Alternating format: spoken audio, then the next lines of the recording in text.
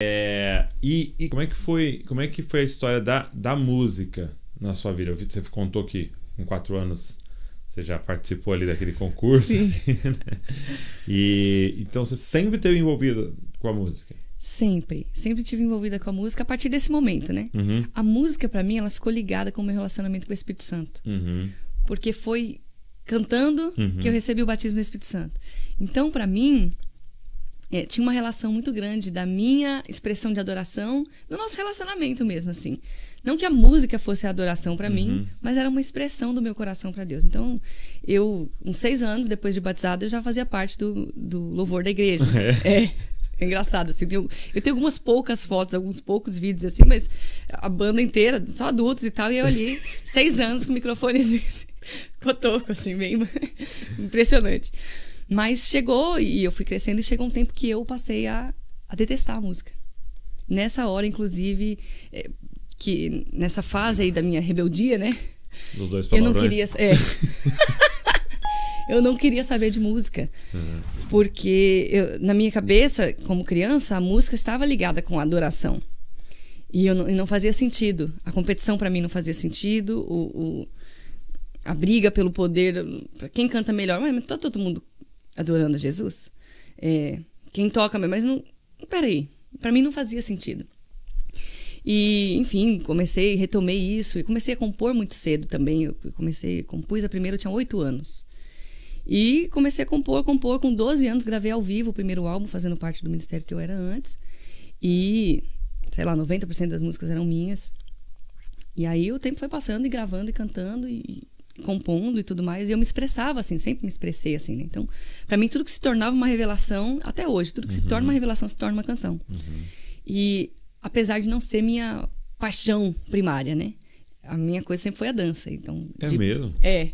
Paixão da minha vida, assim, foi algo que eu entreguei pro Senhor. Porque chegou uma época que eu não tinha como dançar e cantar. Ou eu fazia uma coisa ou eu fazia outra. E eu sabia que era a ferramenta que o Senhor queria usar, né, através da minha vida. Eu falava, ok, Senhor, então eu tô aqui e vou cantar. E foi assim que passou a ser uma expressão, né? E sempre compondo. Então se torna uma revelação, se torna uma canção, sempre assim. Então o seu processo de compor é muito parecido com o processo de meio que de uma pregação, assim. E pra mim, assim, se eu tivesse que escolher entre pregar e cantar, eu pregaria. Eu prefiro 1000 vezes. Mas uma coisa que eu fui me dando conta ao longo da vida é que, assim, um pastor prega 50 minutos, 1 hora. Semana seguinte, ninguém sabe o que ele pregou. Ninguém lembra. Poucas as pessoas. É super triste. Sinto muito, cara. Mas... eu compunha músicas e as pessoas, anos depois, tem uma das minhas, por exemplo, Aquieta Minha Alma, faz 11 anos já que eu compus, vai fazer 12 anos agora no final do ano, e até hoje. Só que eu compus baseado em Salmo 42. Né? Tem uma parte, inclusive, que é literal. Cantares também tá ali literalmente. É até plágio, né? Né? Que é um plágio da escritura pode, né? E eu passei a compor assim. Sim. Então, lógico, estão envolvidas as minhas experiências pessoais. Aquieta Minha Alma mesmo, eu com 14 anos descobri que era epilética. Então, eu tinha muitas convulsões, sofria pra chuchu. E nessa adolescência, né? E nessa crise da adolescência, eu digo, Deus, como assim? Isso tudo tá acontecendo? E agora, como é que eu faço e tal? Mas, ao mesmo tempo, querendo servir o Senhor e uns diziam, é frescura. Outros diziam que é chamar atenção. Outros diziam é demônio. Outros diziam pecado. Você não sabe o que você está cometendo. E eu, Jesus... Como é que eu vou me arrepender agora, de uma coisa que eu nem sei que eu estou fazendo, né? Enfim, o legalismo ali, né? Dessa vida. E eu só tinha um diagnóstico... amigos de Jó, né? Oh, Deus. E eu só tinha um diagnóstico clínico. Eu não tinha um diagnóstico por exame. E eu lembro que era 13 de dezembro de 2010... Depois de uma convulsão fortíssima, assim, voltava com muitas dores no corpo. Né? Era terrível, assim, muito humilhante também, era uma questão muito humilhante. E aí eu lembro que eu entrei no quarto, peguei o violão e comecei a cantar uma música de um irmão chamado Salomão. Eu nem conheço esse irmão, mas essa música me marcou tanto. E baseada em Salmo 119, né, que diz, eu estou como um odre na fumaça. Que o odre na fumaça você pendura o couro Renova aí, né? pendura o couro no varal, ele fica preso ali, a fumaça subindo, o calor do fogo embaixo, e eu, Senhor, eu não tenho o que fazer, eu tô presa aqui. Eu tô literalmente presa, né? Cercada, me sentindo ele como Salmo 139. Por trás, por diante, ainda sobre mim o Senhor põe a mão e não tenho para onde fugir. É isso aqui que eu vou viver e é isso. Acabou. O Senhor, enquanto o Senhor não quer me curar, amém. Tanto vivi situações de cura, sabia que o Senhor curava, mas e quando ele não quer curar? E aí entrei ali e comecei a cantar isso, né? E quando haverá de me consolar, preciso viver tuas promessas, né? E tal. Eu fui cantando aquela música. Quando aquilo acabou, eu estava com a escritura aberta, meditando em Salmo 42, né? E ele fala, como a costa suspira pelas correntes das águas. E eu comecei a chorar aquela melodia. Eu chorei a melodia de Aquieta Minha Alma inteira primeiro, né? Senhor. Sem uma letra, e depois compus a letra. E depois mostrei, né? O pessoal do ministério, tudo, acrescentou uma palavra aqui, outra ali, música pronta. E as pessoas até falavam, pelo amor de Deus, também, essa música é muito ruim. Não grava essa música é horrível. Essa música é muito ruim. Eu falei, cara, vamos gravar, cara. Toda vez que a gente ministra, toca as pessoas, é uma história, tem uma história com essa canção e tal. Gravamos e aí, né, foi que deu no que deu. Sim. E anos depois, já era 2015, eu compus em 2010, já era em 2015, eu já tava tendo, assim, 5, 6 convulsões por dia. Sério? Tava terrível, assim, era... Eu lembro que nesse dia eu tava num culto de mulheres, tinha umas 5.000 mulheres, um pastor da Nigéria tinha vindo ministrar. Eu tinha acabado de passar mal, assim, tinha acabado de ter uma crise convulsiva, assim. E troquei de roupa, né? Porque eu tava naquela situação extremamente humilhante. Troquei de roupa, tudo. Só que eu cheguei no culto, o culto acontecendo, e parecia que eu tava num cemitério. E ninguém respondia à presença de Deus. E a presença de Deus estava ali. E eu, meu Deus, ninguém vai fazer nada. De novo, vai fazer nada.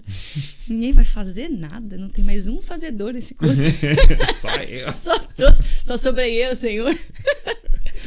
E aí eu bem revoltada, assim, meu Deus, como assim? A presença de Deus tá aqui, esse povo tá só olhando pra esse irmão como se a presença de Deus não valesse nada. Nossa, fui lá pra frente, sozinha. Fechei o olho, ele começou a ministrar, eu navegarei, os ministros estavam junto com ele só orando e o pessoal ministrando, eu navegarei. E eu ali, de olho fechado, saiu uma irmã, assim, sabe que quando acontece assim, que do bueiro, do mesmo jeito, do bueiro, assim, nasce, assim, parece e some. E veio uma irmã, pôs a mão na minha cabeça e falou, tô vendo seu cérebro em chamas, o Senhor tá te curando hoje. E saiu. E eu, enfim, muita gente sabia, eu passava mal demais, né? Então muita gente sabia. E até o Fred Arraes esses dias estava conversando com ele, tava, cara, eu te ajudei uma vez numa ministração, eu te socorri, você estava ministrando, eu te socorri. Você... É mesmo? Foi assim. No meio da ministração? No meio da ministração, eu passando mal. E eu falei, meu Deus, eu nem lembrava disso. E essa irmã passou, eu falei, muita gente sabe, eu não vou parar os remédios, eu não vou... E 6 meses antes eu tinha pegado um diagnóstico por imagem, né? No mapeamento cerebral, tudo. Então eu tinha um exame, finalmente, né? Para dizer, amigos queridos, olha, é uma condição médica, né? E aí eu falei, vou continuar os remédios. E eu tô tendo crise com remédio, não consigo... Né? Inclusive as pessoas até falam, é muito linda essa letra dessa música e tal. Mas eu tava vivendo literal, né? Sei que depender de Deus é viver perigosamente. Para mim era, Senhor, eu vou confiar no Senhor, eu vou depender do Senhor. Mas eu vou, se eu estiver atravessando a rua, eu passar mal, alguém vai me atropelar, eu vou morrer, acabou. Entende? Era um perigo viver. E os médicos sempre falavam, a próxima convulsão a gente não garante que você volta enxergando, a gente não garante que você volta falando, a gente não garante nada.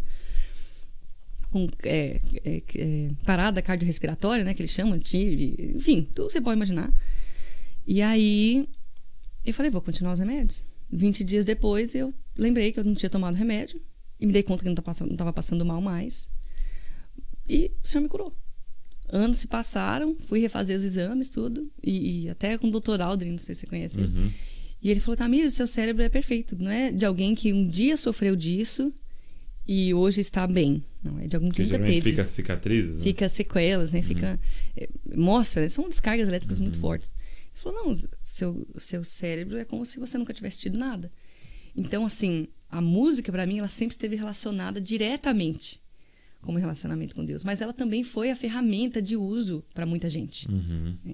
Então, era conveniente para muita gente. Então, assim, e é uma coisa que no Brasil acontece muito, que eu acho perigosa, né?